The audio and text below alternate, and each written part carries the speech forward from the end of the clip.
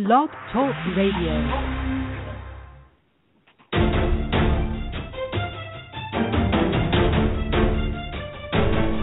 Are you curious of what may go bump in the night? Or shadowy secrets that may never come to light? Then tune in to Disclosure Now. I'm your host, the Pied Piper, co-hosted by Texas Rebel.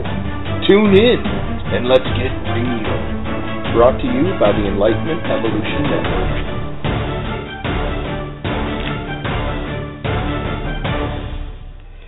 The opinions, commentary, and views that are expressed here at Disclosure Now, or the guest of the show, are not necessarily reflections of the view of the ENlightenment Evolution Network.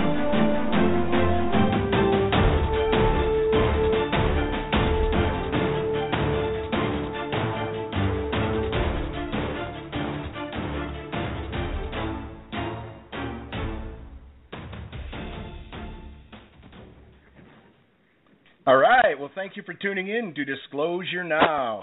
I am your host, the Pied Piper. I'm Texas Rebel. And tonight we have an awesome show and a special guest. Michael Horn will be with us to educate us and to share information on the Billy Meier Contacts story. He also has a new documentary called And Did They Listen? So some of you may be familiar with some of the Meier footage or some of the pictures, or of the contactee itself. I believe that most of you haven't. He was a contactee, and there's a strange thing happening in the UFO field, and it's the fact that UFO sightings are mainstream kind of now. And, you know, in a sense, but when it comes to the contactee encounters, they're still scoffed at. They tend to be dismissed or discredited in some way. I find it troubling that in my opinion, in a never-ending, expanding universe, you know, we tend to think that, you know, we're just closed-minded. We assume we know what is possible, what is not. We know what is real and what is not. But in reality, it's different. It's in the eye of the beholder or experiencer. I say, you know, we are a species that's still in its infancy in a lot of ways. And not too long ago, if you believe current science, we, you know, descended out of the trees and onto the plains. And I just hope we can expand our minds as we experience these growing pains as our civilization chugs along and progresses here. So please suspend disbelief, all of you skeptics and debunkers that may be listening with us first. And let's hear Billy's story before making a conclusion. So, Michael, thank you for coming on Disclosure Now, and thank you for sharing this information with us tonight. Can you please tell us a little about you and how you became involved in the Meier case? Yes, William, thank you, and hi, Reb, and listeners. I first encountered the material in the Billy Meier case in 1979 when I walked into a bookstore in Los Angeles that had what are called coffee table photo books. And it was primarily these amazing photos of UFOs, clear, stunningly clear, detailed, certainly not the lights in the sky that we're most familiar with. And in addition to those stunning photos, which were taken by Billy Meier, Billy Edward Albert Meier, there was other information in there about some of the evidence and analysis and testing and witnesses and what have you, investigators who were involved in the case. The photo book was so compelling that my first, you know, gut level instinct was, well, this is authentic. This is the real deal. And of course, I've never changed my opinion on that. But now, 35 plus years later, I don't have to simply go on a gut level response. Which, when it comes to matters of fact and matters of science and matters of evidence and proof and what have you, gut level responses have to be supported by rational, intelligent, diligent, due diligent, hard work, analysis, and the process of establishing whether something is or is not authentic. And that is something I've spent, you know, on an ongoing basis and intermittently as well, different times, different levels of focus on the Meier case. I've looked at other UFO cases. I've certainly been made aware of virtually just about probably all of their claims and evidence. I've seen nothing that comes even remotely close to Meier's physical evidence, the photos, films, video, metal samples, sound recordings, seven-fingered handprints, all that, you name it, the physical evidence. And, of course, there's nothing even in the same realm as far as the prophetic information, that is prophetically accurate scientific and world event-related information. And then all of it leads to the core of the case, which is a spiritual teaching, which is a non-religious, belief-free teaching, meaning people are free to study it and not accept it as a matter of compulsion or belief or anything. So for 25, 35 years now, actually, as I say, I've been involved in investigating, researching. I've gone to Switzerland 14 times, interviewed Meier each of those times, sometimes on film. I've got about 4 DVDs on that out now, including the new film you mentioned. And within the next couple of weeks, we'll have another film that will be solely Meier answering about 30 questions pertaining to applying this teaching in everyday life. And I guess what I could say other than that is that I have also taken on every skeptical challenge from every professional skeptic and non-professional skeptic. I've done whatever I could to encounter them, and now we can no longer get them to even come forward since we have new photo analyses that are ironclad as usual. The skeptics have simply evaporated, but certainly anybody who's out there and skeptical wants a challenge. That's fine. So that's kind of where I'm at right now with it. Okay. Well, that's part of the reason why I wanted you on my show. I know that you have definitely have done your due diligence on the Meier encounter and his subsequent work thereafter. I have a few questions. This is, first of all, so that everybody understands at home, what are the Pleiarans? They're not Greys. They're not reptilians. Can you explain this to us, please? Yes. In a nutshell, of course, there'll be more to it than this, but the Pleiaran are a fully human, space-traveling race, very advanced, whose ancestors, going back literally millions of years, were already space travelers. And some of their ancestors were very large, gigantic people, highly developed technologically, had great spiritual abilities as well. And in many cases, they misused all of that. They exploited different peoples and planets. They were destructive and warlike at times.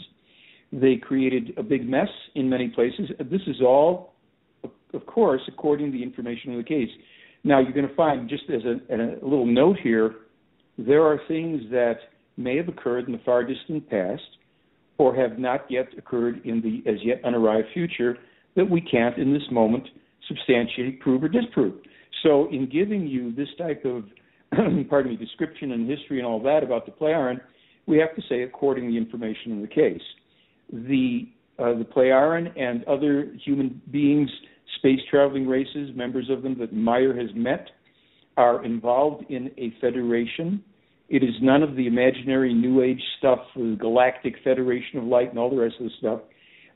And I'll be able to, talk more about my cynical responses later to all that. But one should know in this case that there is freely available hundreds and hundreds of pages of information, such as I have gone through, such as I've helped to bring together and collate and what have you, that people can, certainly if they wish to, study themselves and ultimately draw their own conclusions as to the validity of the case and what it may mean to them. Excellent. Now, for some people that hasn't delved into the case as much as say you or I have, I knew of the footage, I knew of the pictures, I didn't know of the message, I guess, and that the message is very deep. There's a lot to this subject. Let's just chug away here. I got another one for you here. Why has Billy Meier's story, in your opinion, been suppressed? And if it's being suppressed, who's suppressing it? Because yes, good questions. Good questions. I will go into it this way. Let me back up just a drop and say this. If, indeed, there are extraterrestrial beings in craft that we see in the skies, which means that not all craft that we see in the sky by a long shot are extraterrestrial, but if there are those things, there has to be a reason for them appearing here, visiting, however they may be doing it, this little cosmic speck of lint in our solar system. So the reason is tied into our distant past in the sense that some of the forefathers of the Pleiaren, along with other extraterrestrials, but some of the forefathers of the Pleiaren were the gods of our history, of our religions. Some of these gods also were progenitors of races here or mixed peoples with Earth people. All that stuff is, contained in the history here.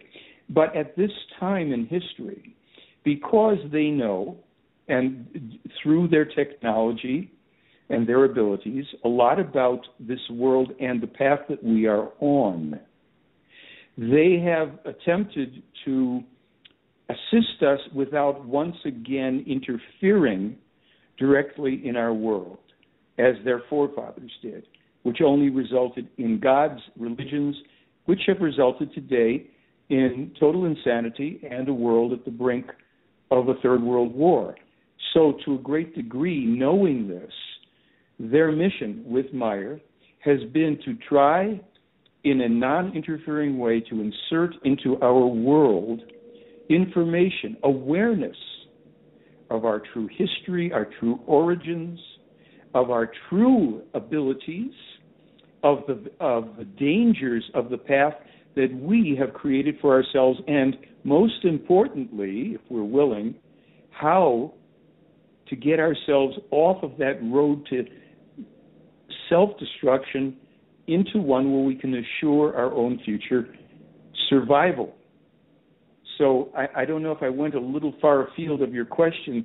Throw me your first question again so I can make sure I answer it properly. Yes, on one of your videos, you mentioned that like the world has like an autoimmune type disorder to where we attack ourselves, and I totally agree with that statement. But the question was, why has the Billy Meier story, in your opinion, been suppressed? And if it has, who is suppressing it? Right. Okay. Well, it is tied into what I was saying. I should have clicked my, turn brain on switch at that point. Here's the thing. Because the Pleiaren and Meier bring information that reveals that our religions are basically long-term delusions that do not accord with reality, and because our religions are so intimately involved in controlling people in the world, and because religion and politics are intertwined and coordinate actively and passively to control people in the world, and because the proven existence of an advanced extraterrestrial non-warlike race would be destabilizing to all of the powers that be, meaning military, governmental, economic, corporate, religious, and political, because the existence of such beings, if it was proven, would mean that these beings cannot be constrained by any terrestrial power, which all of the controlling powers realize the mass of humanity, not maybe those of us that think we can handle it, the mass of humanity would be terrified by that reality. Now, that means that it would destabilize control. People would go nuts. Some would worship these beings as gods, again, incorrectly. There would be suicides, murders, revolutions, breakdowns in countries if this was suddenly impressed upon the world as a reality and a fact. Therefore, intelligence agencies, secret services, and governmental and religious parties and organizations where this knowledge is present and known, they assist to suppress it so that their own vested interests are not threatened. Now, before saying anything more, let me add, it's understandable from the point of view of those who feel that they are entrusted with protecting the status quo and order and all the rest and their own interests, that they don't want that destabilization. They don't want that chaos that they fear. So part of the agenda, now we've established that there are these vested interests and they run in those fields. So through media, to a great degree, disinformation was created because the extraterrestrial presence, quote unquote, and there is none on the planet, we can get to that later, but the extraterrestrial presence above and around the planet that was noticed as far back as 1915 threatened people at that time who were in positions, military positions, who thought that these were secret weapons from the other side in the First World War. It proved not to be the case.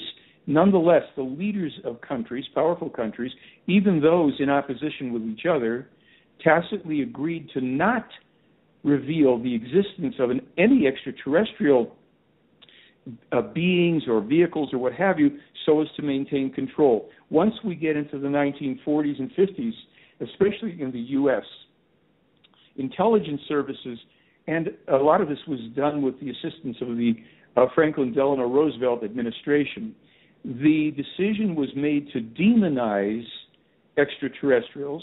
This was assisted by the fact that some crashes like Roswell occurred where androids, not extraterrestrials, androids were discovered with these crafts that looked like these grays, which have now been turned into evil abducting aliens through a lot of diligent work on the part of military intelligence, secret services, etc.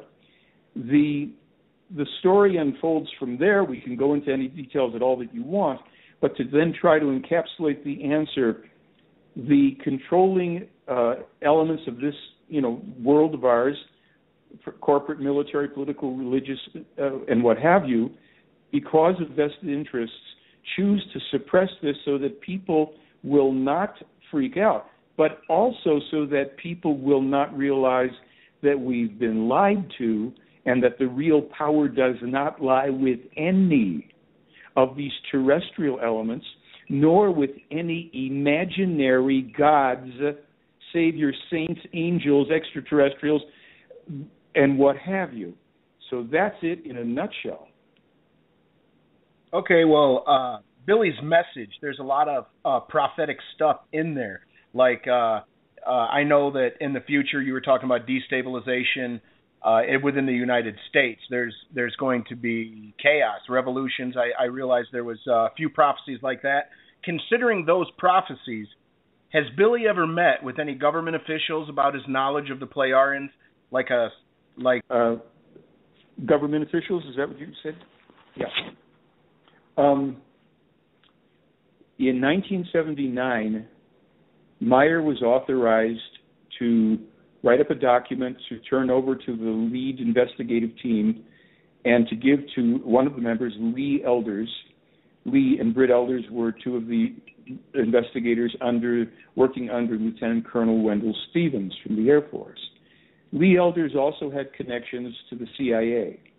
And Meier knew this, and the Pleiadian knew it. So Lee Elders was given the letter and the task to try to present to the Carter administration an overture, if you will, an offer to establish communication between the Pleiadian and the Carter administration through Meier as the intermediary for the Pleiadian.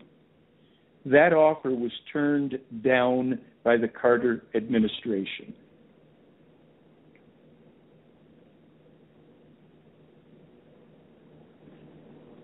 Are you there? Can't hear you guys on this end. Can you hear me, Michael? Yes. I don't know what happened to William. Let's see here. I've got a question. Let me ask you about the Talmud of Emmanuel. Explain to me a little bit about that, would you please, and what it stands for? Okay. Was the last answer able to be heard? I can hear it. I heard it. All righty. The Talmud Emmanuel. Well, this opens up a big part of the discussion on the Meier case. Yes, sir. Okay, let's start here. The person that we are told who existed, named Jesus Christ, never existed. There was a man whose name was Emmanuel, spelled with a J, but also in our Old Testament and New Testament spelled alternately with an E and an I, mentioned once in Isaiah 7:14 and once in Matthew 1:23, I think it is.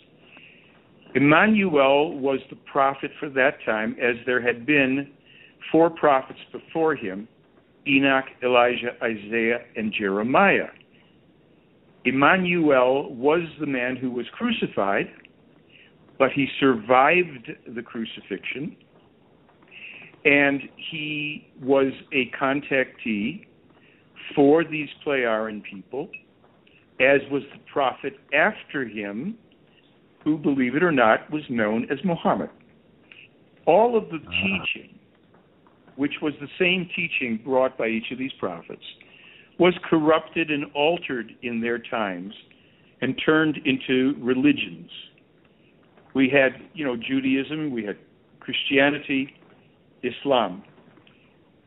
Emmanuel taught the same core teaching, as I said, the 4 prophets before him and the prophet after him, Muhammad. There was to be one more prophet for planet Earth, and that prophet would appear in the electronic age when everything could be written down and preserved, and unlike all previous times, wouldn't be subject to manipulation, alteration, and falsification by scribes or through oral legend and tradition, which always alters things. So far, is that making that clear? Yes, sir. Yes, sir. Oh, okay. There's a lot that could be gone into about Emmanuel. I want to, at this moment now, right here, simply limit the information a little bit and say this. He survived the crucifixion with members of his family and a couple disciples, went on through different countries, finally settling in India, where Mary, his mother, died at a certain point when he was in his 40s or so. He married an Indian woman, not Mary Magdalene. He married an Indian woman. He had numerous descendants, children, one of whom, named Joseph, about 70 years after the crucifixion, brought the original writing and teaching that was taken down by Judas, who was not the betrayer, but was the true scribe and friend. And that was put into the very tomb of the crucifixion 70 years after that event. And then 1900 and some years later, it was discovered again by Billy Meier and Issa Rashid as it was intended to be. And the Talmud Emmanuel then would see the light of day, and that would show the falseness of the New Testament and the real teaching of Emmanuel and things like that. So that's just a little bit of an overview at this moment on Emmanuel and the Talmud. Yes, I am back. I'm so sorry. I got dropped out of our show for a minute there. I had to reconfigure. We're having a little bit of technical difficulties. We can pick up wherever you left off, Michael. Okay. Did you get a chance to hear what I had answered you on the other questions? Basically, I answered the question and I got disconnected. I asked, has Billy ever met with any government officials? And I missed your answer because I disappeared. Okay. But did your listeners get a chance to hear it? If not, I'll repeat it anyhow for you. But no, they heard it. They heard it. We can just move on. So, all right. Just so you know, there was an overture to the Carter administration, and it was turned down. And that offer came from the Pleiadian through Meier to Lee Elders, one of the original investigators who was also close to the CIA. It was brought to the Carter administration, offering this contact with Meier as the intermediary for the play iron, and the Carter administration turned it down. Okay, well, here's a question for you. Out of the 12 or 1,300, and I may be quoting this wrong, the number, but out of the 12 or 1,300 photos and videos of beam ships and ET craft that Meier has accumulated, what is by far the smoking gun that made you a believer, or that made you not question any of the photographic evidence anymore? Well, actually, it's not that I didn't question it, but when I first saw the photos, remember, it's 1979. I don't have a reference point for home computers and Photoshop, and nobody else in the world does either. And every other thing of so-called flying saucers that I'd ever seen were, some fuzzy black and white photos, lights in the sky, blurs and flashes. Here I'm looking at the clearest possible photos, including one where a French Mirage jet is in the background trying to intercept the UFO. And Meier's got, as you say, 1,200 clear daytime photos and nighttime in there, but mainly daytime. And they were so compelling. And when I read the information, who is this man, and blah, blah, blah, blah, it just had a ring of truth to it. He wasn't a fame seeker. He wasn't running around making lectures and giving slideshows or anything like that. He was telling the story. He was meeting with the investigators, and they had already had certain analyses done authenticating, the metal and photos and what have you. So subsequent to that, I got the chance to see the first photo analyses that report on that, and the report on film analysis, and the report on metal analysis, and the report on sound analysis. And since I was not polluted at that time, as many people are who've come to this in the digital age, many who weren't even born in 1979, who think that all of reality is what you find on your computer. Here it was, all pre-computer, time for the most part, where a one-armed man living in the rugged rural Swiss hillside has taken 1,200 clear daytime photos of up to 4 of these craft, films and video and metals and sounds, makes no, effort to get rich, run around, do stuff. When you see him speak in the films and interviews, you can just sense this is a very grounded, realistic person. He's not weaving fantastic tales about gray aliens floating him through walls and the rest of this malarkey. Here's a real man with a real story and real evidence to back it up. Now, since that time, we have 1, 2, 3 more recent photo analyses that are ironclad. They've been done by an independent professor in South America using state-of-the-art technology that he has listed for anybody that wants to duplicate or try to even debunk his work. There's now probably a combined something in the neighborhood of 150, 160 pages of reports, a couple of videos. They utilize Google Earth, satellite image, you name it, to test out Meier's photos. And it comes out that these things are all the real deal. They're large objects. They are not models. They're not special effects. And so it's a slam dunk on the authenticity of the UFO evidence. And that is something that is completely, solely unique to the Meier case. There's nothing within light years of it. There's no shortage of people running around making ridiculous claims and sucking up the oxygen in the room, but not a one of them can prove a darn thing that they're saying. Right, and some of that photographic evidence now, there was a huge controversy or a somewhat failed attempt at debunking of the wedding cake UFO. What would you... I'm sorry, what? You dropped away there. William, I can't hear you on this end. Hey, Michael, I am so sorry. I keep getting dropped out of my own show. It's really aggravating me. But my question was, out of that UFO wedding cake, there was a huge controversy. Considering the new info and data you have obtained from the Raoul Zawi, I think it is, what would you say to the debunkers about that? I would say this very simple thing. Apart from the fact that there's this great 74-page report and 2 videos on it, anybody, a child, can now take from the internet one of Meier's original 1981 35-millimeter photographs, a nighttime shot of a gold UFO and a black background. They can take that, drop it into Photoshop, lower the contrast, raise the brightness, and voila, they will see appear on their own computers a UFO photographed from above, hovering over a gravel road with a little grassy hillside and a fence post, taken at night. And there is no way on earth that in 1981, Billy Meier had already figured out how to trick 21st century technology and build into a 35-millimeter film photograph the environment, the real environment that could only then be discovered 30-something years later.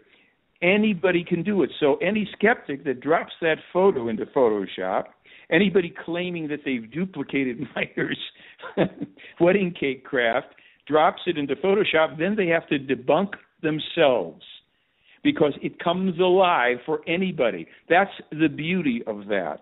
Anybody, your listeners, go do it. You will go, gee whiz, how did he do that? He did it by being above the craft in another craft and photographing it from above in the middle of the night.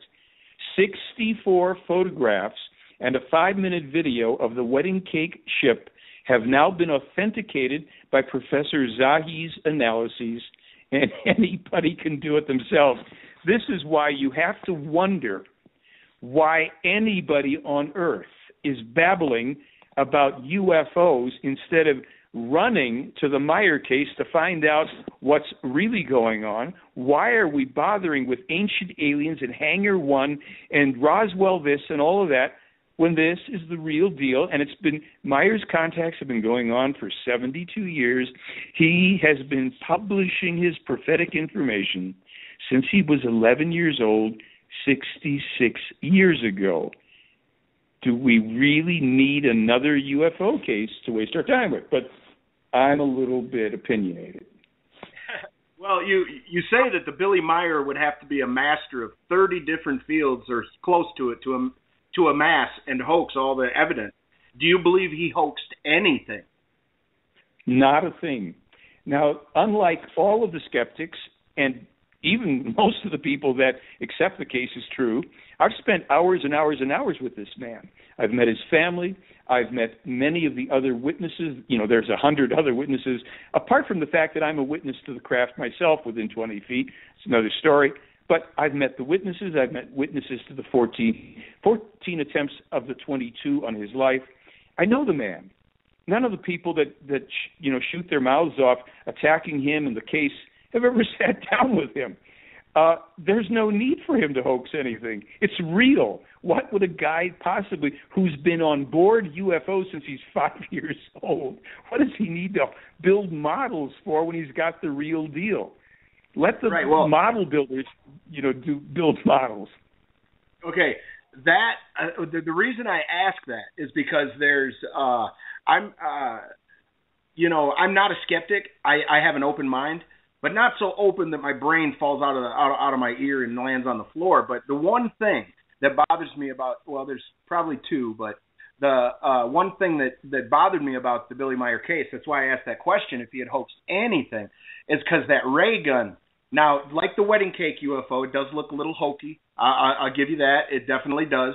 And that's probably where some of that controversy came from. But he was given, I don't know if it was from Asket, if I'm saying that right, but he was given a laser pistol. Can you explain that? Yes. On two occasions, I think it's 76 and 77, Manara and Alina maybe were the two extraterrestrial women, brought him what was for them an antique laser weapon, an antique.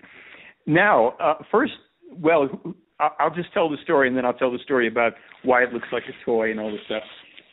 Please remember, this case has been deliberately crafted by these people who might be a little smarter than we are to be controversial so that we'll at least start digging and paying attention. They're not going to they're not going to prove it to us. We have to actually prove it to ourselves through the evidence and information. So when Meier had use of this weapon, he shot holes through a couple of different trees on his property. This is a laser beam type of weapon, and it had quite a range. It could shoot a beam something like 22 kilometers or something, whatever it was. Now, the interesting part about the holes that are shot through the trees is that they're not round. They're oval. I have been with my nose right up close to the one remaining tree that is still preserved there, that has the hole through it. Oval. Now, try to drill an oval hole. Try to drill an oval hole. All right, we'll go back to 1976 and 77. And one of the astounding things was that shortly after Meier had put a hole in one of these trees, Wendell Stevens and the crew came right on that spot where he was. The weapon had been taken from him moments before, but there were twigs still smoldering in the forest. The investigators took a long string, ran it around the tree that shot the hole through, tied it through, and then took it all the way through in a straight line in the forest, where they were able to detect and photograph that anything in a direct line with that hole was singed, burned through. Branches and twigs completely burned all the way through. And there's photographs of it, of course. Now, you have to start wondering how this one-armed guy and of course there was no drills around, there were no welding torches lying around. The inside of the holes were smooth as glass because the beam that passed through was of such intensity and heat, it not only created the hole, it instantaneously seared all the saps the sap inside of the tree, so that it was like a glass-like smoothness. And as I say, there's still a remnant of one of those trees on the property. Now, you go to looking at the ray gun, and of course, you look at, oh my gosh, hey, anybody would say, well, that's got to be a toy. Well, of course, the investigators, because they had Meier's photographs, they thought, well, maybe this is a toy. So they went to every single toy store they could go to in Zurich and any of the cities in Switzerland. They looked in catalogs. Of course, you're talking not online now. This is all stuff you have to go and look. You have to find print catalogs. And no, it was close but no cigar. The red nozzle end of the weapon, well, it was either too long or too short for these toys. The rest of the structure of it, too short, too long, too narrow, too high, the wrong material.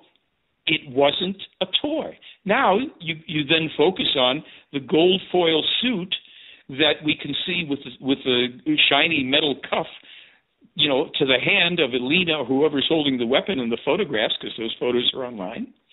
And people say, well, it's just got to be like a Mylar suit. Well, they went to sporting goods stores. They called fabric manufacturers. Nobody had a gold Mylar fabric. So they're going, well, we can't find any of this stuff. And this guy's living up here in the boonies. So they, of course, did investigation into his financial resources, the people he knew, possible accomplices, and there's nothing there. The guy's not loaded. He doesn't have money. He's getting a partial disability because he's lost an arm. He works as a night watchman. His friends are, local people, farmers too, and other people, maybe they work in a little inn somewhere or something. They're not sophisticated people by a long shot. There's no high-tech people, 1976, 77, living in the boonies out there. So everything they look into, oops, are you there? Yeah, I was going to say, I get at least one core thing of what you're saying. He'd have to have a small group of Oompa Loompas going around him where nobody can see to do all that stuff in the background while the investigators are following him around. And those people would have had to have been keeping quiet for over 40 years. You don't, for what? Because we know, listen, in his own group, there were people that fought with him, angry, they wanted to meet the extraterrestrials, there were people who betrayed him, but nobody's ever come forward from his group and said, well, I did it. Here, I was getting paid by a millionaire in Geneva or something. It didn't happen because it was real. And it is real. And I'm sorry, go ahead. Billy Meier is just such an interesting character. I mean, if you take all the prophetic stuff away, you take all the UFO stuff away, just his life in the beginning, like how he left home and then all the stuff that he did. I mean, that's amazing. Could you tell us a little about that and how he lost his arm? Oh yeah. Well, let's just fill in a few blanks for you. Look, he's a 5-year-old boy who starts meeting with an extraterrestrial man who starts opening up the universe to him quite literally, and his role in it, and his past lives and his future, and other worlds, taking him, showing him things in our solar system. I mean, mind-boggling. Okay, you take that out of the equation, he runs off into the French Foreign Legion when he's 15 or 16. He doesn't like it. He walks out across the desert by himself to go, come back and eventually come back to Switzerland. Then he's meeting, people who are either world leaders or who will become major players on the world stage. He even meets Saddam Hussein when he's about 21.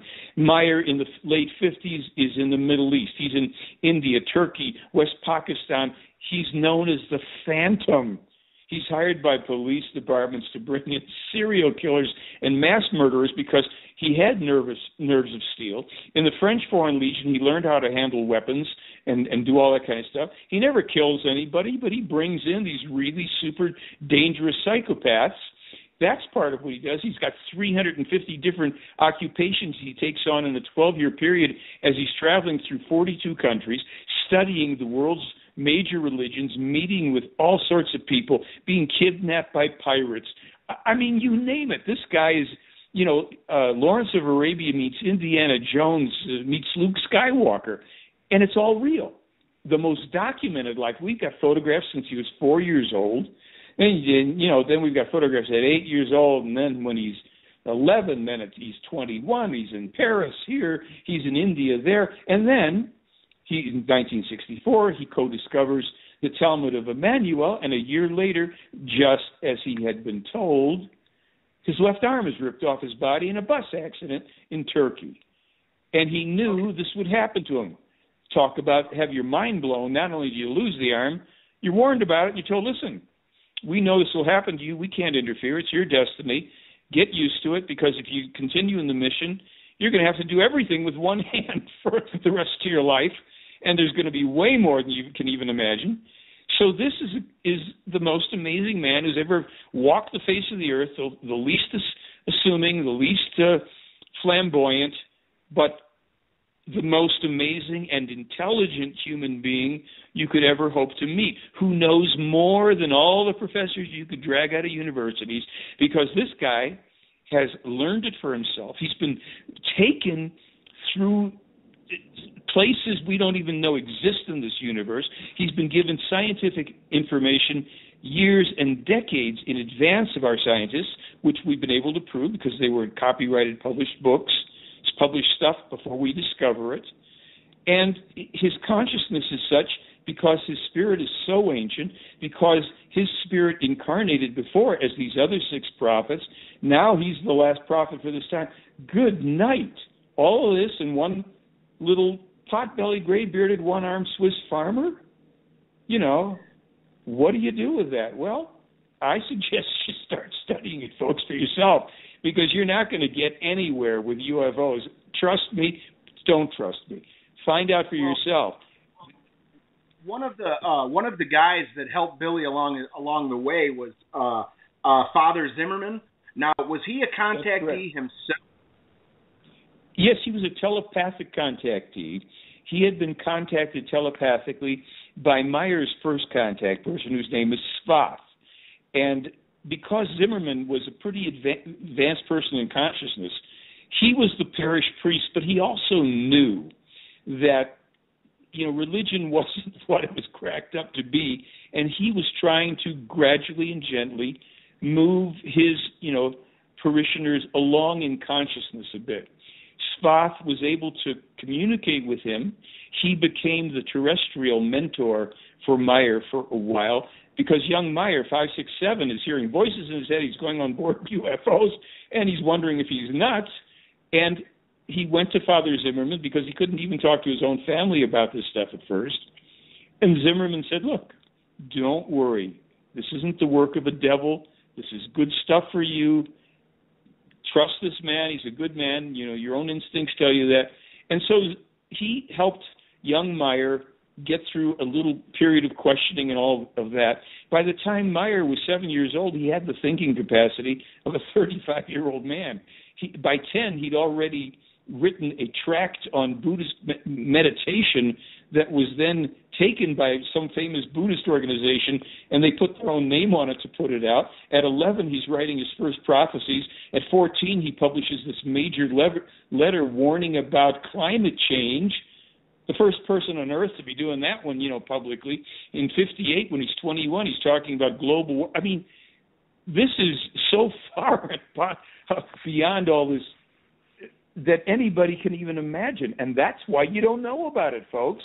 Or that's why you've heard it's a hoax, so that you won't get educated, so that you'll chase lights in the sky and imaginary gray alien abductions, which are, when there's anything happening, it's simply secret military. Yes, one of the other things, I guess, that I had a little bit of, I don't know, it makes me feel weird. Like, Billy's story is so fantastical in some areas. Like you said, there was 6 prophets. Well, when he found the Talmud Emmanuel, in some ways, it kind of resembles the Mormon prophet Joseph Smith in a few different ways. I think it does anyway. It was deciphering by, let me see if I get this name correct. Isa Rashid. Yes, Isha Rashid. That family, I mean, so Billy and him found the scrolls in Jerusalem in a hidden ancient crypt. Could you tell us about actually finding it? What happened to the scrolls and what the fate that befell Isha Rashid? Sure. Let me go back just a little bit, because I think when you weren't able to hear this, I did say some of this that your audience may have heard it, but to kind of do a condensed version, Meier and Isa Rashid found this ancient tomb. There was a little hole in the outside of it. It looked like a burn or a hillside. They dug their way in. There were stones on the floor. They unearthed the stones and eventually found these resin-encrusted, animal skin-wrapped scrolls that were written in Aramaic. Isa Rashid had been, if you will, kind of telepathically moved into this whole process because he could read and write Aramaic, and he also could speak some German. So the scrolls were entrusted to him for translation. They are absolutely enormously different from anything in the Mormon religion. You don't have, in these Western religions, we have these gods, and I was perhaps explaining before, I don't know if you did hear, but see, when the Pleiaren involved themselves in this mission, it's because their own forefathers, in many cases, along with other extraterrestrials, represented themselves as the gods of our past, and around whom religions were created. There is no God. There is no guy. My friend in Australia, Ramirez, he calls him Sky Daddy. There's nobody floating around, I created you all and you have to pray to me and believe. This is the creation of religions, and this was based on these kind of crazy gods that were here, these human beings, these very powerful folks. And, there's no place where you go after death where Joe Smith or anybody else is on the right-hand side of any deity with an imaginary Jesus Christ who never lived on the other side. Emmanuel was the real man, but people can ultimately, with all things, and this case included, can go through this and determine for themselves. I'm conveying the information as I recall it in this case. So this discovery was made. The scrolls were entrusted to Isa Rashid. Intermittently, he was able to work on them over a several-year period, finally sent what translation he had done, which was about, I think, perhaps a third, a quarter of the scrolls, to Meier in Switzerland. They were in German. Meier had to, do a little work in cleaning up German words and what have you, but he would publish them for the first time, probably around 78, I think. And then they would come out in English for the first time around 1990, and they would be, that would be found in English by a man named James Deardorff, who, thinking it must be a Bible hoax, set out to debunk it, and then instead publishes a companion book called Celestial Teachings, and in which he states that the Talmud of Emmanuel is the original writing upon which the book of Matthew is based, not the other way around. And so that proceeds to come out. The scrolls in the possession of Isa Rashid, who finds out at that time that members of a couple different religions found out about him. They're out to get him. He flees with his family into a refugee village in Lebanon.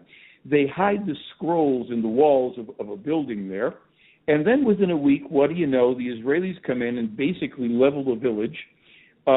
Isa Rashid and his family escape with their lives. The scrolls are lost, ostensibly burned up and destroyed in the invasion. Probably around 1974 or so, if I'm remembering the dates right, Meier learns that Isa Rashid and his family were machine gunned to death in Baghdad by members of the Mossad. So, Rashid is dead. A chunk of the scrolls are translated, and only recently, after several editions of the Talmud have come out, has a final translation been done into German with the help of the Play-Aaron and their linguistic scientists and some other highly developed spiritual forms. So that's in German, and it may come out in English again, but we're not sure if and when. So that is a kind of, Cliff Notes version of the story of the Talmud, Emmanuel.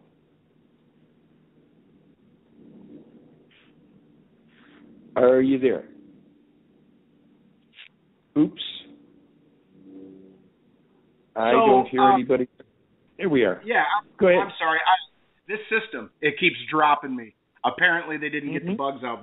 But bear with me. My next question is, if our consciousness is here, and I may be getting this wrong, but if our consciousness is here to learn and to grow, why does our consciousness die with our bodies? Only the soul moves on, correct? Well, almost correct. There's two things in our terminology. The spirit, which is the immortal, eternal part of every human being, which is kind of like a hologram, a holographic part piece of the universe, the creation itself. This is what we really mean when we talk about a God, but it isn't a God. It is this consciousness, this universe, which enlivens, creates everything in it, and also gives a special piece to human beings, which are all over the universe. We're certainly not the only ones. The soul, that term, really refers more to what, in the Meier case, they speak of the psyche, which is generally, primarily located around the area of, here it comes, the solar plexus. Hence, the term over time has been referred to as the soul, which is, not an accurate term. Now, we develop knowledge and experience and all the rest in each lifetime. Upon death, this soul, psyche, consciousness stuff is dissolved, and all of that material, all of that experience, knowledge, wisdom, what have you, is absorbed by the spirit, and also it is permanently retained and stored in what's called the comprehensive consciousness block, or the overall comprehensive consciousness. This is like a storage bank. Think of it as a huge etheric computer that accurately stores every single aspect and element of every single person's every lifetime. So it's not lost. It's simply that in each new reincarnation, the spirit comes in and attaches to the embryo at the 21st day. Hence, that's the beginning of the development of the fetus. And the personality, all of this other stuff, actually begins slowly to form right there in utero. And in our lives, as we develop, we are usually unconsciously also drawing from this storage bank, etherically, if you will, the elements from these past lives, plural, that can help us in developing our talents, abilities, etc., in our current life. And as we study the spiritual teaching, we realize that knowing this we can also use our current consciousness to desire to bring forward, to command, if you will, whatever terms you want, that which can benefit us in our current life, that we may become more productive, knowledgeable, wise, experienced, and draw upon any of these aspects that are available to us in this way. Now, we're not necessarily going to consciously know, oh yeah, now I'm suddenly aware of being a musician 500 years ago, or a fledgling scientist 90 years ago. No, it's more like once we start to realize this, our job then is to become receptive, consciously paying attention, and this is part of the core teaching anyhow, to every thought and impulse that we have 24/7, to notice, to consciously observe our thoughts and our intuitions and inspirations, to notice what feelings arise, what thoughts arise from those feelings, what actions we decide to take. And this is, we're coming down to the micro levels of how we individuals actually do create our lives, most of the time blunderingly, unconsciously, but with the option and the encouragement to know that this is what has been hidden to us by these bleeding religions, that to tell us it's all outside of us. We're sinners that need saviors and gods and saints and mullahs and rabbis and priests. No, flush it. This is the secret teaching, and it's available now basically for friggin' free. Go to the website, click on where it says Elements of the Spiritual Teaching. Start reading all those links and follow into the information, and on the other sites where you can find it. This is telling us, this isn't some New Age wet dream, simply, oh, you create your own reality, start imagining you're going to have a new car. No, this is about how you actually create your life moment by moment and start to interconnect with other conscious human beings who want to create a world that works. And it's now going to be, a bit of a challenge from here on, because we missed all the opportunities so far on most of this stuff that Play-Iron and Meier have been trying to get through to us, because we've allowed all these people to suppress it, and we've allowed ourselves to suck up all this nonsense entertainment about aliens and abductions and lights in the sky, and not look when we've had a chance to find Meier, Billy, who? Meeting with, oh, that can't be. Let's go play video games. So we now, if we want to, the core of this case is self-responsibility. Nobody's coming to save us, and they're not coming to invade us. That's still a long way off if it's going to happen. So, folks, this is what's been kept from you. What do you want to do about it now that you know? That's the bottom line. Yeah, I believe that many people have been disenfranchised with religion and have been held down by it, controlled by it, and ultimately, spiritually wounded by it, by lots of religions. A lot of our chaos today on this planet revolves around religion, which is why okay, so Billy Meier was Enoch, Elijah, Azazel, Jeremiah, Emmanuel / Jesus, and Muhammad. No, Billy Meier's spirit form, this is real important, and because then this will help people understand a little more about reincarnation. We can explain. His spirit form incarnated as those personalities and other people throughout history who weren't quite so prominent, like we all do. And yes, now that spirit form is simply Billy Edward Albert Meier. So we get away from deifying prophets, and we stop making them into messiahs and saviors and gods. This is simply a very basically thankless task that a spirit form has to be quite ancient, quite ancient, and must have enormous knowledge, wisdom, experience already in its own availability, but in each lifetime, no matter what that spirit is, it has to educate again, in that personality has to be educated again. We are not going to remember accurately our past lives. That just isn't available to us for very good reasons. And equally importantly, in every life, it's up to us to struggle to learn more, to keep developing our consciousness. And even young Edward Albert Meier had to be educated. He had the benefit of the extraterrestrials working with him and using technologies to accelerate his learning, because his spirit was primed and ready to go. But it still had to be, this personality had to do the hard work of the learning, as each of us must do. And Meier still continues to learn to this day as this person. But he is having available to him a phenomenal amount of knowledge and wisdom that he doesn't run around flashing at people, but he writes, he publishes, and people can study that and see what they can learn from it. Okay, how did it come to pass that he ended up having a group of people come and stay with him? I don't know how that happened. Could you explain that a little bit, or how that came to be? Sure. This, again, now we have to say according to information in the case.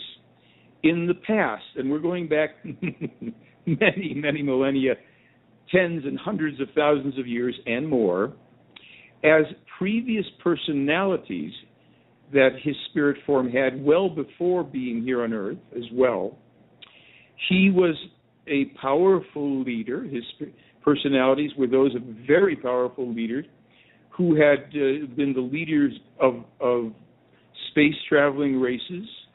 I'll compress the story in this sense.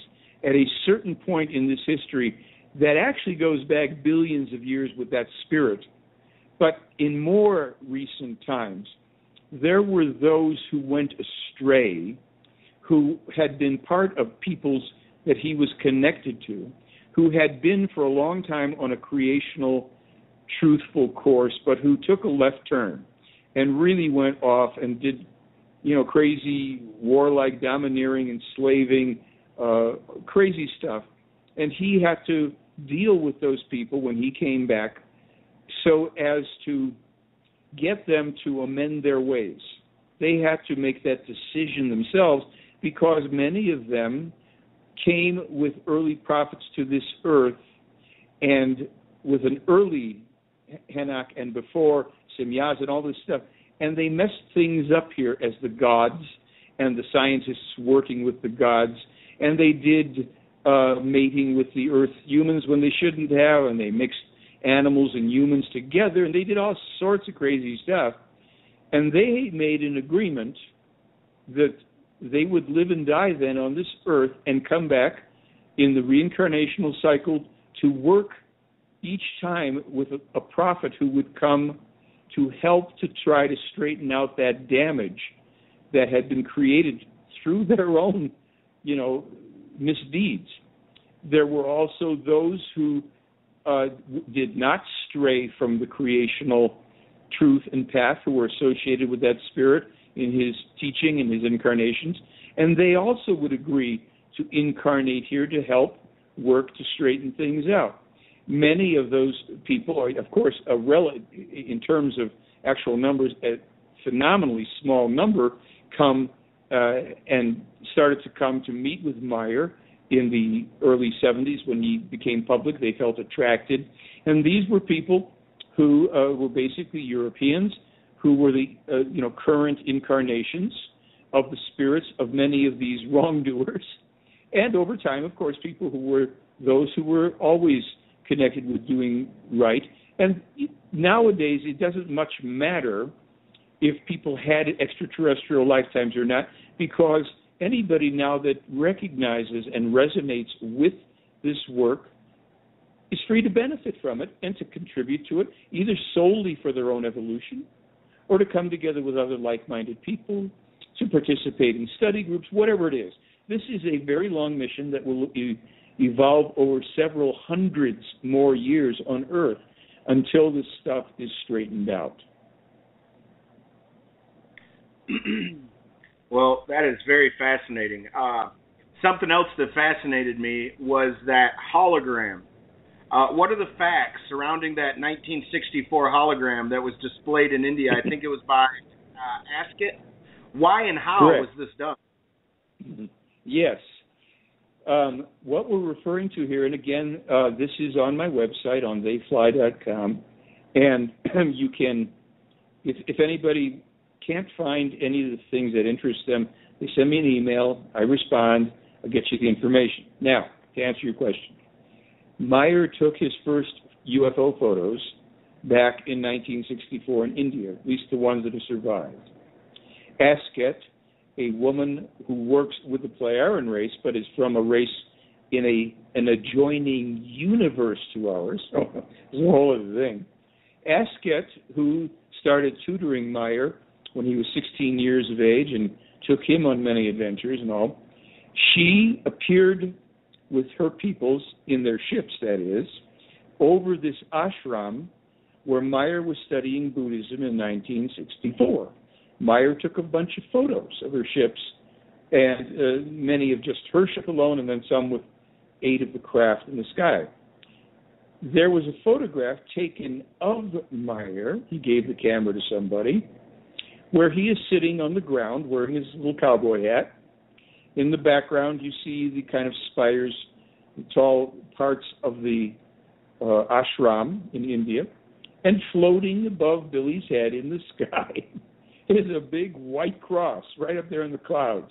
Now, that photograph that you'll see on my website is part of the end part of our film, The Silent Revolution of Truth, that you can watch for free off of my website. And I had my nose right up close and personal to that photograph. The photo was taken with a 1964 Kodak Bellows-type camera. That camera from the 1940s was a camera my father had, just like an identical camera. Special effects, no. Nothing fancy. You're lucky you just get a nice little photograph with that camera, and there it is. So that camera was not capable of doing any special effects. Now, that photograph, it's not painted on the photo. It's not white tape. It's a clear photo from 1964. That cross is a hologram that Asket generated and was then photographed above Billy's head. Now, when I thought about that photograph, my version, my explanation is as follows.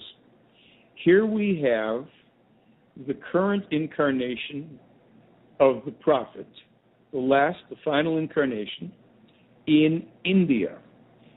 The prophet Emmanuel, who was probably the most well-known of the previous prophets, and then secondly would probably be Muhammad or maybe some of the Old Testament prophets. The prophet Emmanuel, who was crucified, there's the cross, lived out his remaining years up to 110 years of age in India. We have India, the cross from the fifth prophet, and the current incarnation of that prophet sitting underneath it. I'd say there's a bunch of symbolism there for people to consider. And so that would be the story of that most remarkable photograph taken in 1964. Right on. There's a character in The Silent Revolution of Truth named, I'm going to say this wrong probably, but Fobal Cheng. You got it right. And I see that you had a behavior scientist for the U.S. Army examine the body language of Fobal Cheng and Billy Meier. Was that to help build their credibility? Because for Fobal being the former UN ambassador, that has to scream credibility. Well, exactly. You know, she has credibility in and of her own right, as you say, because this is the woman who, when she was a young girl, was there. That was her grandfather's ashram. And she's in a photograph with her grandfather and I think her sister. And she witnessed all this. She saw the ships. She saw Asket a number of times. She met Meier, the whole deal. So years later, people start asking her when they start putting two and two together. So she comes forward and she makes a presentation. Well, at that point, she already had retired from the UN, 12 years in the General Assembly representing Cambodia.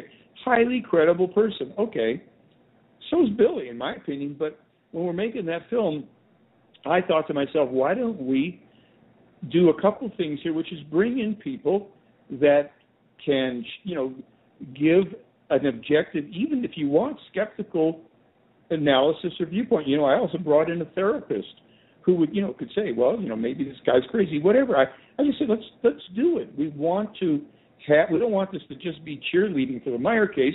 We've got to be as fair and impartial as we can. So I contacted a guy.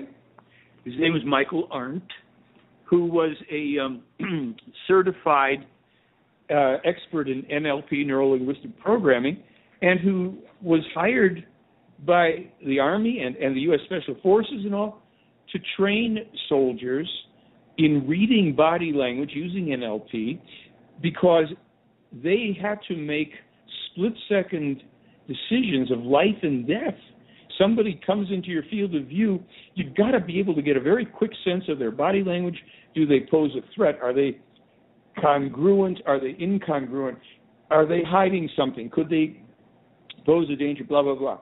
So we gave him much more time. What we did was we said to him, here, we're going to show you a couple videos. We're turning the sound off. So even though this is in German, I don't know, because he might have been able to understand German for all I know. I said, just read the body language from these two people, and then we'll take a shot here. You tell us what you think. And as you said, and as people can see for themselves, in both cases, he gave them thumbs up for credibility. They believe what they're saying. They appear to be honest. There's no deceit. Okay, good. Oh, we got that down. So this is something that none of your people that run around claiming to be contactees would survive. They wouldn't read that way. It just suffices to say. But that's another story. In terms of Meier, in terms of Pobal Cheng, they get a clean bill of health from this guy. And basically the therapist says, hey, maybe, people could be crazy if they think there's ETs, but then again, there could be. So who's to say? So we do a little devil's advocacy. Yeah, just because you may be delusional doesn't mean it's not happening. That's right. Just because, there's that saying, just because you're paranoid, it doesn't mean somebody's not out to get you. It could be. Yeah. So, absolutely. Okay. You describe audio from the sky in a part of one of the videos. I think I can hear myself. You might have to mute your mic when I'm talking, possibly. I don't know. Okay, I'll keep going anyway. But you mentioned audio from the sky that people heard from miles away, and they came to find its source. Was that from a mothership or a beam ship, or was that some kind of a telepathic thing for the Polarans to do? Okay. That was from a beam ship. It was Semyaze did. I think there were actually 4 sound ops, so to speak. And interestingly enough, at least one of them, there were up to 17 people, including an undercover policeman. Meier brought 1 and sometimes 2 separate tape recorders to these events, which were held outdoors. I've been to one of the locations. It's just out in the middle of a clearing. The only thing around it is a forest. Good luck setting up speakers or something. 1978, 77, it's not going to happen. So he did these recordings of the beam ship, and he turned them over to the investigative team, and they took them to something like 4 different sound studios, one of which I actually worked in once doing recordings in Los Angeles, Excalibur Studios. The other sound studio of note was the Naval Undersea Labs in Connecticut. And in all cases, when they analyzed the sounds, they determined that they were not made by any known source. They were irreproducible with any instruments they had at the time. It would have taken a bank of up to 9 synthesizers of the day to come close to duplicating the sounds, because there were something like 32 simultaneously interfacing discrete frequencies, different frequencies. This is a guy out in the middle of a field, right, using Iowa tape recorders in the 1970s. And they said, look, this is And they showed it, we even showed in Silent Revolution of Truth from the series of videos that were done by the elders, Britt Elders, and Wendell Stevens. We showed the scoping that was going on of it. As a matter of fact, some skeptic, it may be even, who was the skeptic? I don't know, some skeptic said, oh, it's just a vibrating fishing line, the guy used fishing filament. And here, see, it's the same sound. Well, somebody actually went and scoped the fishing filament sounds and then showed the graph for that and the graph for Meier's recordings, and it's not even, in the same universe, because you've got a Meier's thing, you've got all these frequencies going on at the same time, and the fishing line is making, a squeaky sound.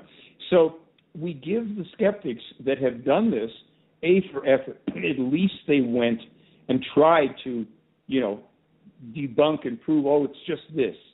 Good, go ahead, try.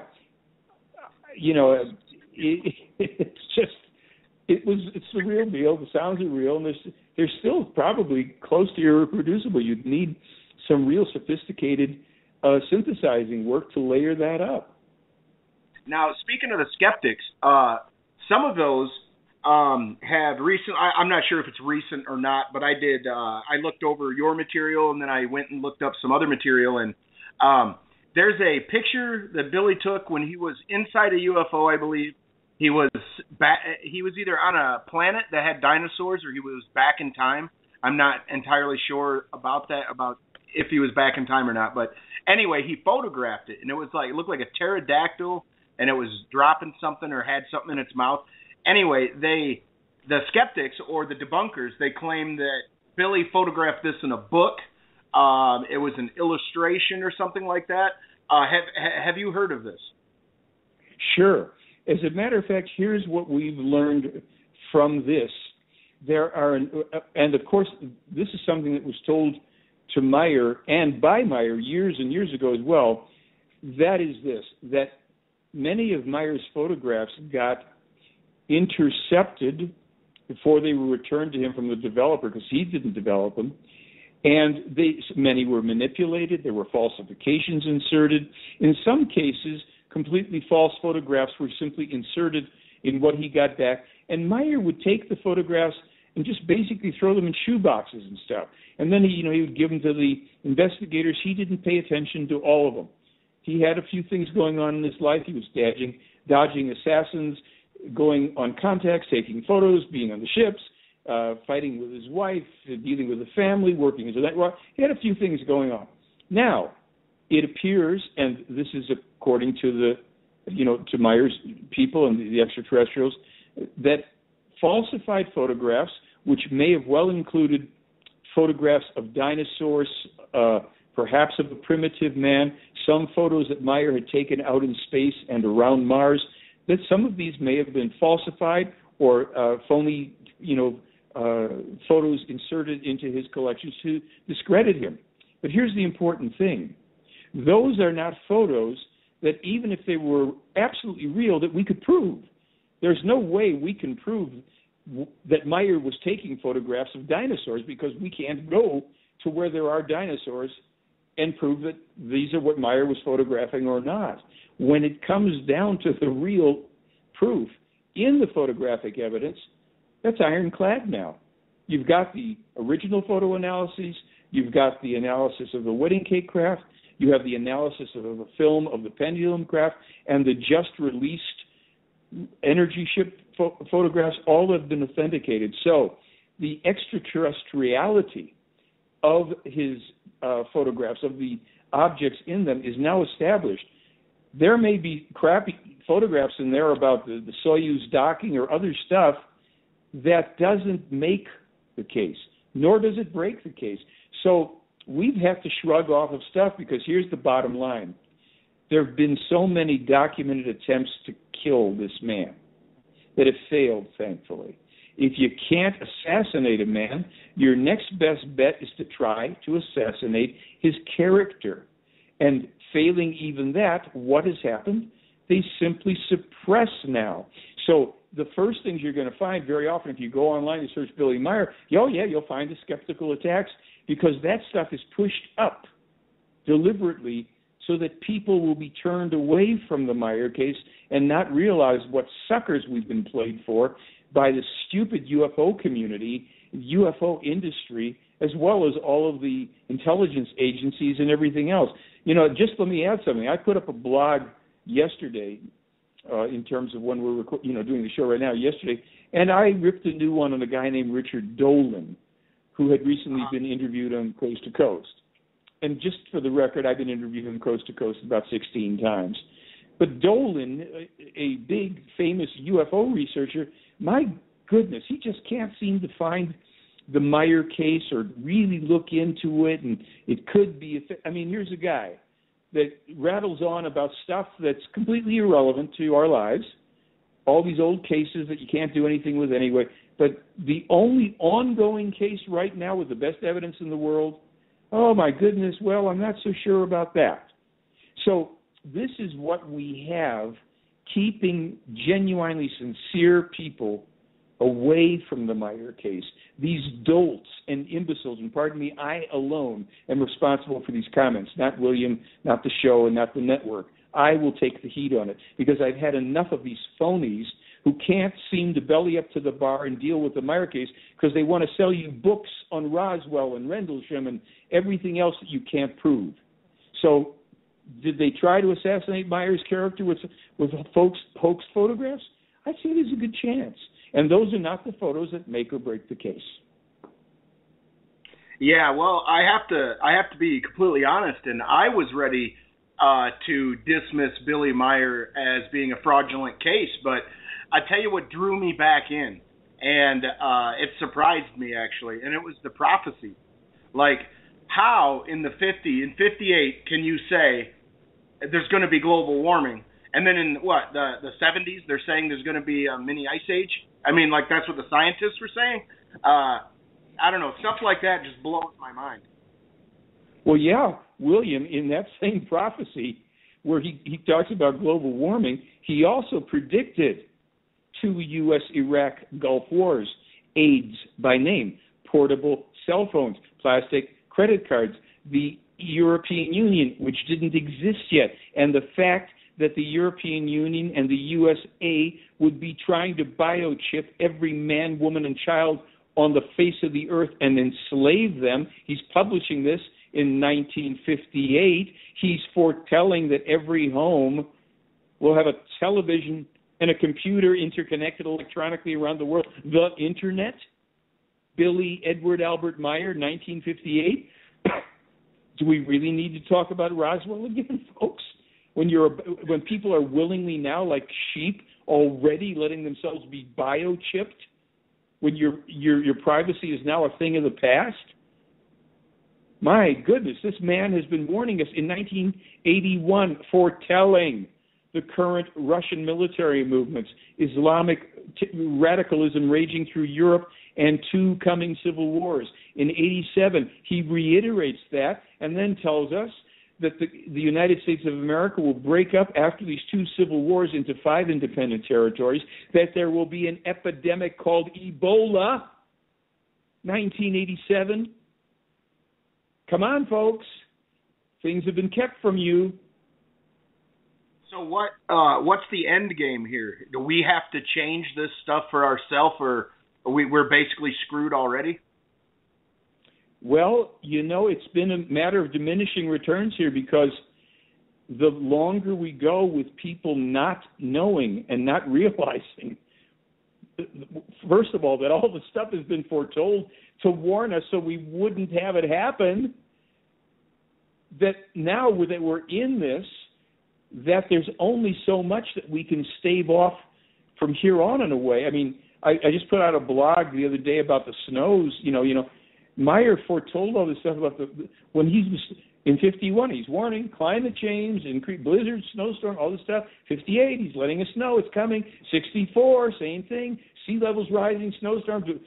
He keeps on warning, and of course nobody gets to see this stuff because they're making sure that it doesn't get out there day after day and year after year. And so now, Waka, here we are coming up on 2015, only 5 years from when Meier was telling us he's first told in 1975 that around 2020, if the people in this country don't wake up, we've got anarchy here.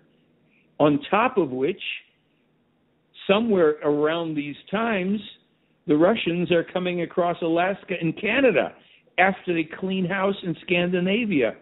People, wake up. Smell the coffee here. Stop chasing Kim Kardashian's butt around and worrying about who's winning games where overgrown boys are throwing balls through hoops or kicking it down fields and all the rest of it. Pardon me, your ass is grass. Yeah, our civilization isn't headed in the right direction. It's buy, consume, and by the way, throw it away. It's cheaper to get a new one. On one of my first shows, we talked about the Earth that's basically dying, and people have to wake up to change it. And I'm glad his message pertains that we have to wake up and do things, because we do, regardless if this, if everything's factual or not. Well, look, yes, we do, and if people do their due diligence, they can determine how factual, how accurate, how verifiable it is. Look, we have to wake up because we're going to have a rough time now. There's just no way around that. If we had millions of people that hit their keyboards and went, Billy Meier, who's this? And just started to be made aware of this, we'd have a big change in the world, just in consciousness, from 1 million people doing that. And then they're spreading the word. This is why it's so insidious that you can't get this mentioned in the mainstream. You can't bring this to the mainstream because they shoot it down and suppress it. But so what? Make it go viral, people. Do your part. Become your own little hero. If you think, but first do your due diligence. If this seems like it's important stuff, start blasting people that you think would be interested. Don't give it to people that don't want to hear about it. And start asking all these UFO people and all these experts why they're not talking about this. Now that you know it's real, now that you've dropped that photo into Photoshop and voila, it's a real UFO floating over a road. Can't be hoaxed. Do you think anybody's going to be able to turn to you and say, "Oh, well, the Meier case is a hoax. It's all models." Oh, really? Show me how he did that in 81, because I got the photograph and I just cranked it and it's real. And anybody can do it. And we're using 21st century technology on 20th century technology. Don't try and pull the wool over my eyes. Go sell that to somebody else. So This is where we can start to smell the coffee. Like you said, wake up, people. Yeah. Well, you said that you had, I believe in, and did they listen? You said you had 7 sightings of your own. Would you be willing to share any of that with us? Oh, yeah. I think that I'm trying to think if 6 of them would be that interested. Look, I've had sightings. I've had witnesses with me on 4 out of the 7, I think. 3 of the 7, I'm pretty sure were ET, probably the Pleiaren. 1 for sure was a Pleiaren craft. That's the most interesting of the sightings. I mean, the other ones were interesting, but I was living in 2011, I was living up in the mountains of Brazil, and in this beautiful little cabin in a secluded, just a paradisical location. I had finished doing a radio show. It's, October 3rd, 2011. I finish at 10 p.m., and I get this little impulse, to go leave my little computer in this cold little cabin I was in, open the French doors to the outside world, and look up in the sky. And there I think I see a star. Oh. But then it starts to, maybe it's a firefly. Then I realized, wait, that ain't no star, it's no firefly. And I was startled, I have to admit it. I was startled for a second. I got a little afraid, because then it started to descend, and it made a turn, and it starts going off to my left, and it's obviously under conscious control.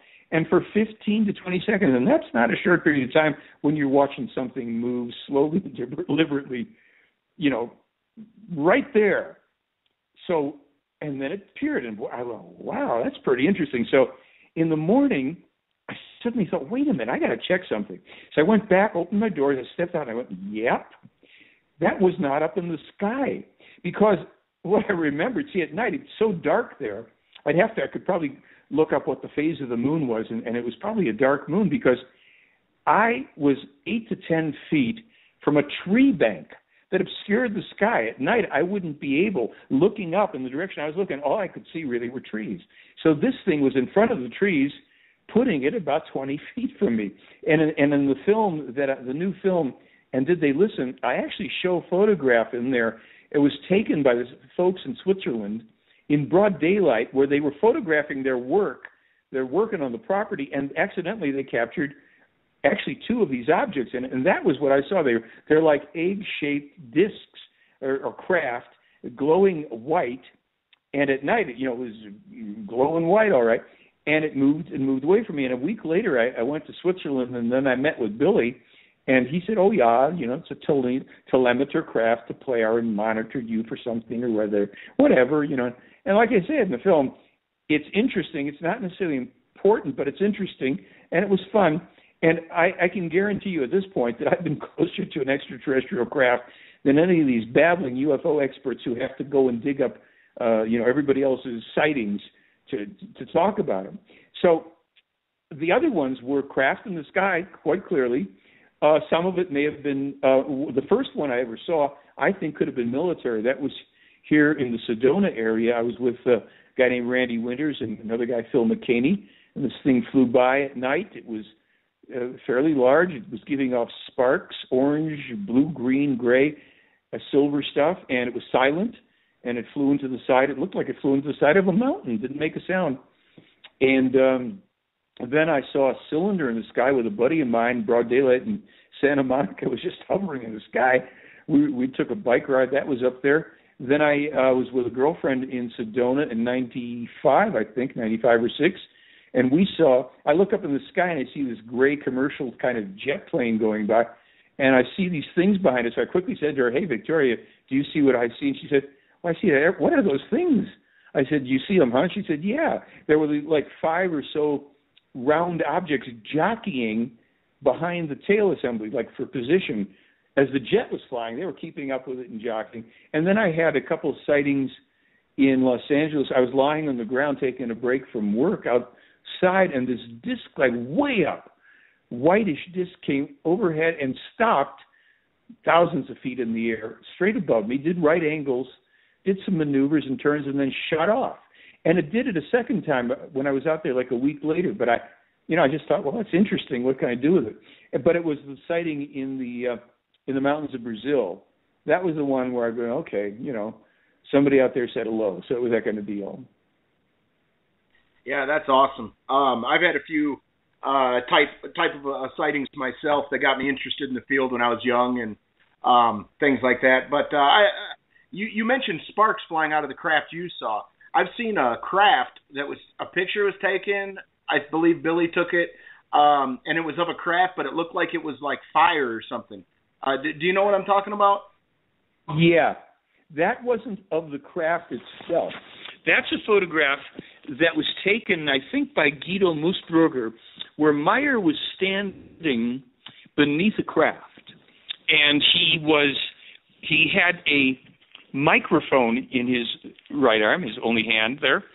He was holding it up to record the sounds of the ship of Quetzal that was above him, and that I think simultaneously had generated some kind of ionized field around him or something that created all those sparks. Now, the skeptics thought that he was creating it by whirling a sparkler around or something, but the fact of the matter is that when you look closely at the photograph, Meier's hand is stone still there. He's not whirling anything around. The microphone is seen. There's no blur, not like, like here's an action shot or something. So that was, just one of those unique photos that somebody took of Meier while around a craft. Right on. But again, it's interesting. Go ahead. I'm sorry. Oh, I was just going to say, we're starting to run a little low on time. I wanted to make sure we had plenty of time to plug anything you would like your new your new documentary and your website. And I believe that you have a special offer for the listeners tonight. I do. I've got a special offer. I've got this thing where they can get two of the films, the newest and the one right before it. In other words, they can get the one you saw and Did They Listen, right? That was the newest. And there's one before it called As the Time Fulfills, and that one I put in something like 55 specific examples of Meier's prophetically accurate scientific information. It's pretty mind-boggling, and a whole bunch of other stuff. We show the information that he, gave when he was 11, warning about environmental destruction and ray weapons. This guy was 11. He foretold stuff way into the future. So there's a deal on that, and I think if they go on my blog, you know what? There's a blog, They Fly blog, and they read a couple of the blogs, they're going to see that I posted that deal on the blog. If they don't find it easily, all they have to do is drop me an email and just say, deal, special, offer, anything, just so I know it's coming. And what I'll do is I'll send them the link to that. So it'll be real easy.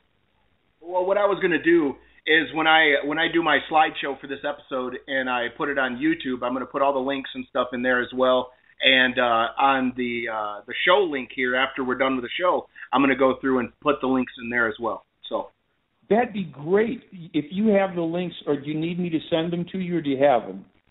Yeah, just email them to me, and I'll make sure they get put up.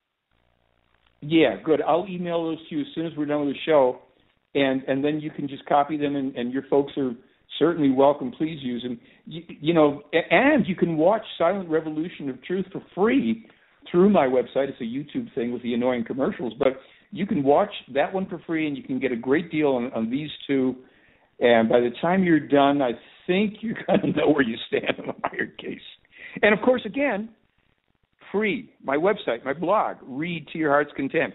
Hundreds of pages. My blog alone, 370, blog entries that I put on there. So be my guest. And then if you do want to buy these films and get these special offers, you can give gifts to people if you want, or give it to yourself.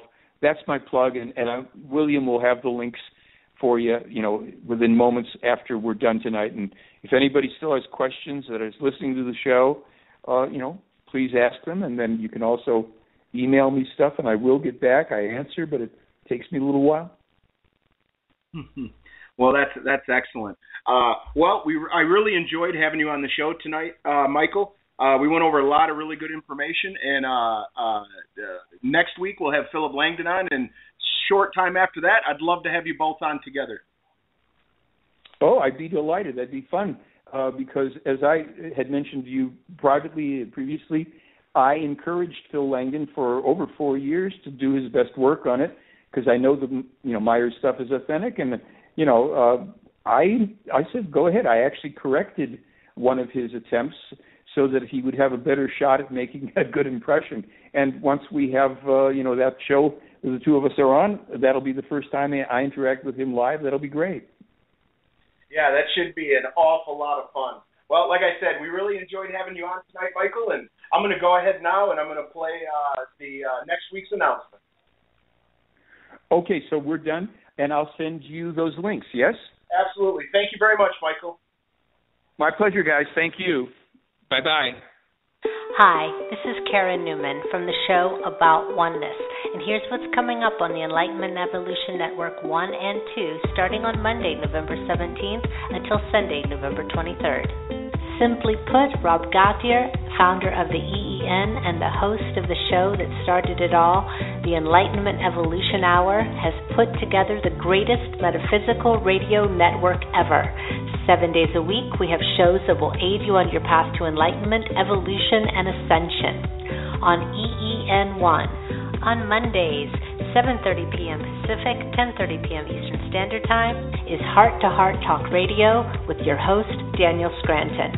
Join Daniel and his featured guests discussing a wide variety of metaphysical topics. Daniel channels the Creators, the Hathors, Ophelia the Fairy, and Archangel Michael, and the latest, the Unicorn Collective. Daniel and his guests will take phone calls and questions, and it's sure to generate high-frequency discussions. You can find more about Daniel at his website, danielscranton.com, and also on Facebook. Go to the Events tab on Daniel's website to learn more about Daniel's upcoming events. Daniel's guest on the 17th of November is his lovely wife, Lana Boss, where they will be discussing the importance of living where you want to live. And then on the 24th of November, Susan Fittner, author of From Your Vision Board to Your Bedroom, will be Daniel's guest.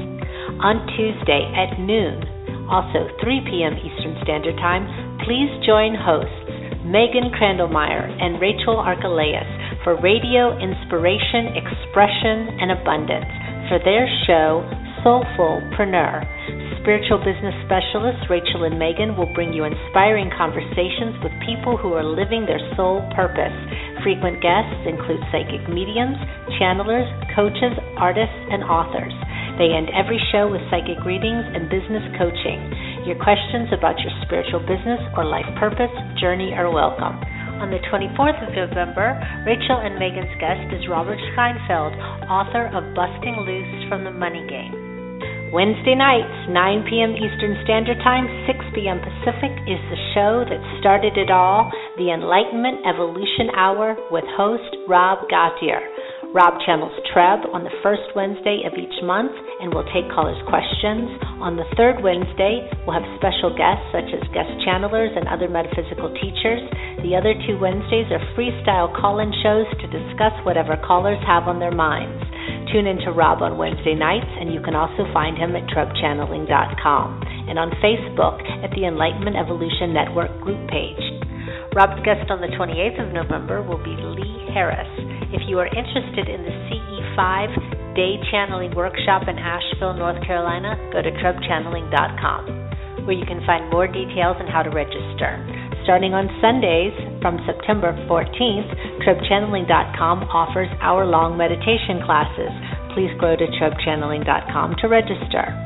Another project near and dear to Rob's heart is the much-anticipated sequel to the groundbreaking film Tuning In, called Tuning In Now.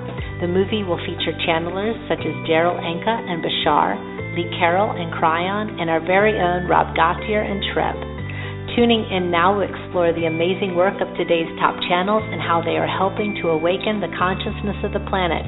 The film is in fundraising stages at the moment, and with a contribution for as little as $15 all the way up to $50, you can help make sure that this film is made. Please go to Indiegogo.com, that's Indie, I-N-D-I-E, Gogo, G-O-G-O.com, and type in the search Tuning In Now 2. That's the number 2. Tuning In Now with the number 2. On Thursday nights, 9 p.m. Eastern Standard Time, 6 p.m. Pacific, join host Philip Malika with the Consciousness Evolution Hour. Join Philip and his special guests and co-hosts as they discuss the shift, ascension, timelines, metaphysical concepts, and the fifth dimension. Find Philip at the Consciousness Evolution 2.0 group page on Facebook and on YouTube. On Friday, The Earth Experience with your host, Kalina Angel, 9 p.m. Eastern Standard Time, 6 p.m. Pacific. The Earth Experience explores our soul's expansion through our human experience on Earth. Kalina will help you to navigate and expand through the exciting confusions that we are manifesting as new 5D beings. On Sundays, 2 p.m. Eastern Standard Time, 11 a.m. Pacific, is my show, About Oneness.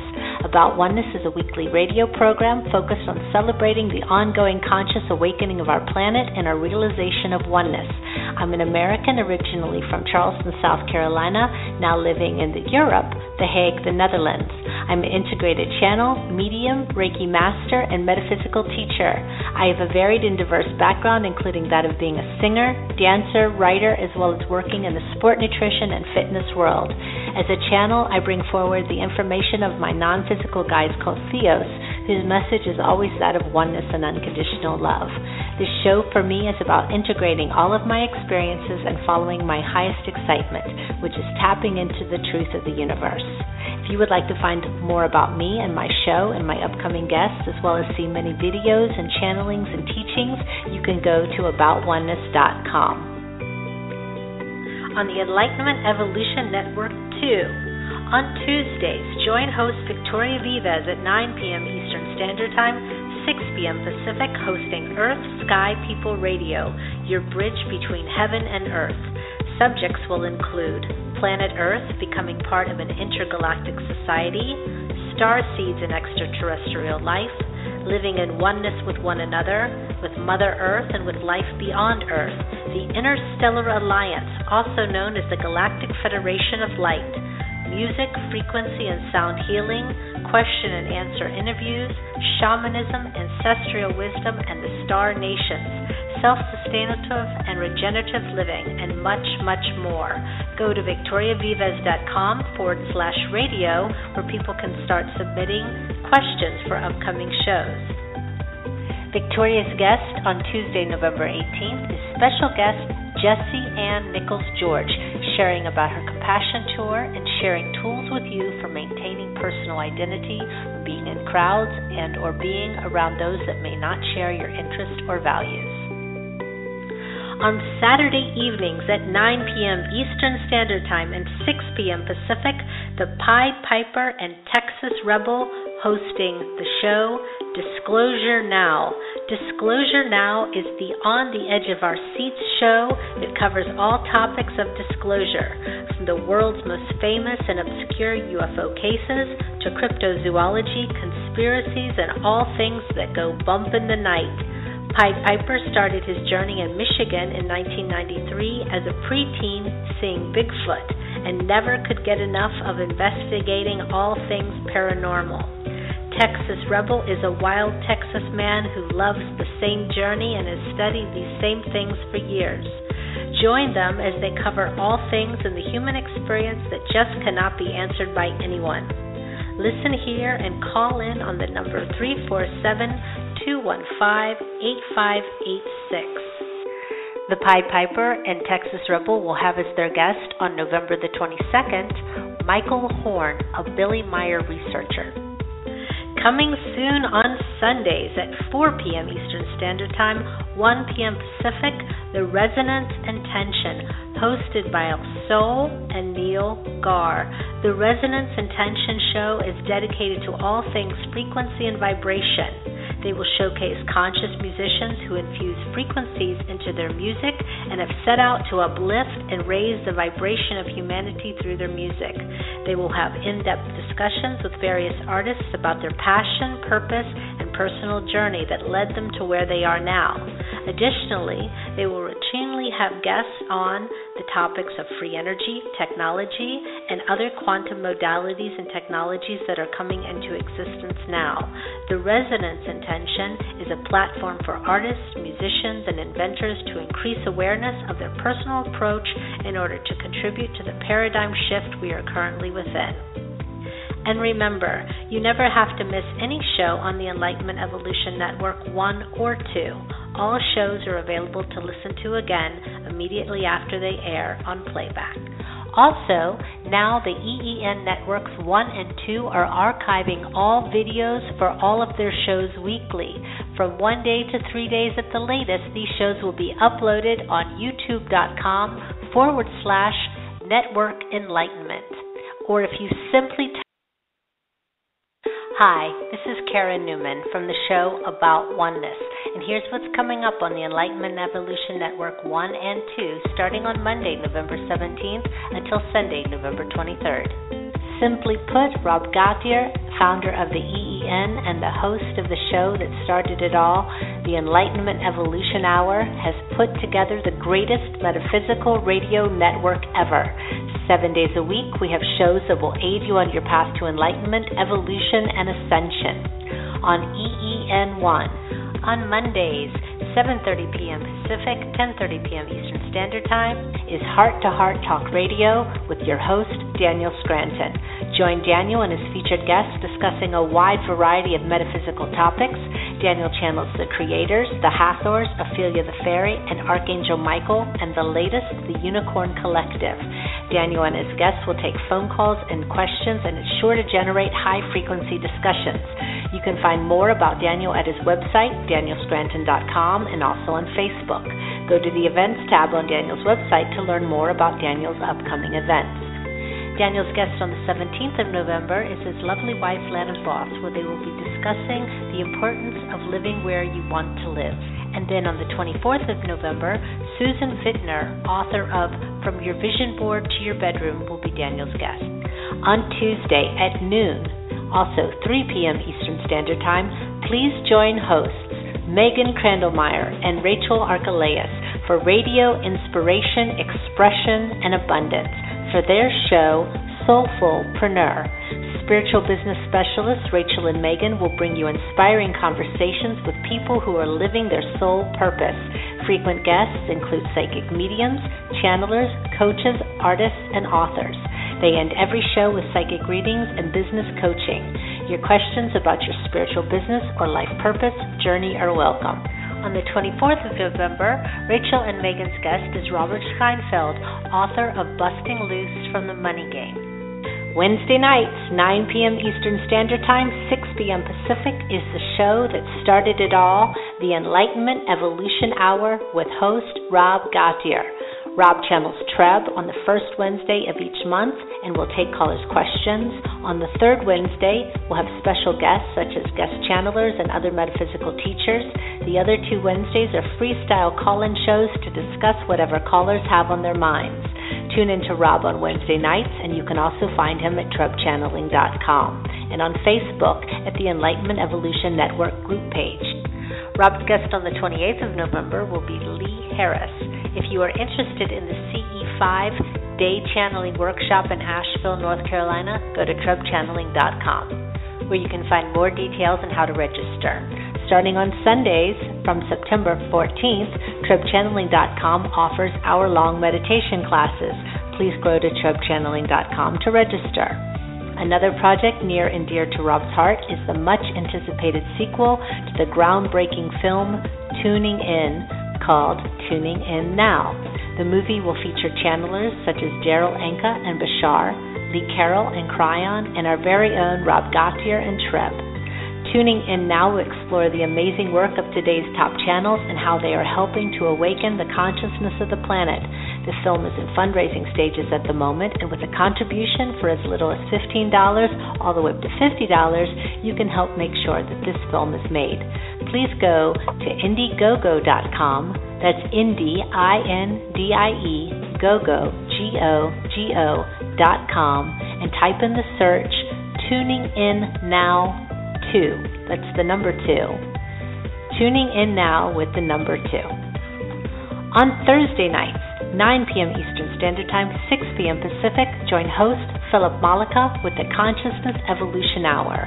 Join Philip and his special guests and co-hosts as they discuss the shift, ascension, timelines, metaphysical concepts, and the fifth dimension. Find Philip at the Consciousness Evolution 2.0 group page on Facebook and on YouTube. On Friday, The Earth Experience with your host, Kalina Angel, 9 p.m. Eastern Standard Time, 6 p.m. Pacific. The Earth Experience explores our soul's expansion through our human experience on Earth. Kalina will help you to navigate and expand through the exciting confusions that we are manifesting as new 5D beings. On Sundays, 2 p.m. Eastern Standard Time, 11 a.m. Pacific, is my show, About Oneness. About Oneness is a weekly radio program focused on celebrating the ongoing conscious awakening of our planet and our realization of oneness. I'm an American originally from Charleston, South Carolina, now living in Europe, The Hague, the Netherlands. I'm an integrated channel, medium, Reiki master, and metaphysical teacher. I have a varied and diverse background, including that of being a singer, dancer, writer, as well as working in the sport, nutrition, and fitness world. As a channel, I bring forward the information of my non-physical guides called Theos, whose message is always that of oneness and unconditional love. This show for me is about integrating all of my experiences and following my highest excitement, which is tapping into the truth of the universe. If you would like to find more about me and my show and my upcoming guests, as well as see many videos and channelings and teachings, you can go to aboutoneness.com. On the Enlightenment Evolution Network 2. On Tuesdays, join host Victoria Vives at 9 p.m. Eastern Standard Time, 6 p.m. Pacific, hosting Earth, Sky, People Radio, your bridge between heaven and earth. Subjects will include planet Earth becoming part of an intergalactic society, star seeds and extraterrestrial life, living in oneness with one another, with Mother Earth, and with life beyond Earth, the Interstellar Alliance, also known as the Galactic Federation of Light, music, frequency, and sound healing, question and answer interviews, shamanism, ancestral wisdom, and the Star Nations, self-sustainative and regenerative living, and much, much more. Go to victoriavives.com/radio, where people can start submitting questions for upcoming shows. Victoria's guest on Tuesday, November 18th is special guest Jessie Ann Nichols-George, sharing about her compassion tour and sharing tools with you for maintaining personal identity, being in crowds, and or being around those that may not share your interest or values. On Saturday evenings at 9 p.m. Eastern Standard Time and 6 p.m. Pacific, the Pied Piper and Texas Rebel hosting the show Disclosure Now. Disclosure Now is the On the Edge of Our Seats show. It covers all topics of disclosure, from the world's most famous and obscure UFO cases to cryptozoology, conspiracies, and all things that go bump in the night. Pied Piper started his journey in Michigan in 1993 as a preteen, seeing Bigfoot. All right. Well, you've been tuning in and listening to Disclosure Now tonight with our special guest, Michael Horn. I really appreciated his time. Is the Billy Meier story a fraud? I guess the decision is out on that still. Many bits of information to go over this whole case. I really did not think that it was this in depth, that it had this much substance to it. And it does lend credibility in a sense that one man could have done all of this stuff, especially with one arm. So thank you, skeptics and debunkers, for leaving your skepticism at the door for just this episode. And I would like to apologize to all the callers who may have tried to call in. We have had technical difficulties tonight, if you hadn't noticed.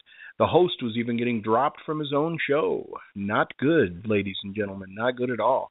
Our Texas Rebel, our co-host, he was dropped as well and couldn't get back on. So we're going to be working on this because we want your interaction. We truly do. We want you to join the conversation and also add to it. I believe that is the true way to get disclosure. So, thank you for tuning in to Disclosure Now. I was your host, the Pied Piper. Texas Rebel was your co-host. I hope you guys enjoyed the show, and I hope you tune in again. Have a nice night, everybody.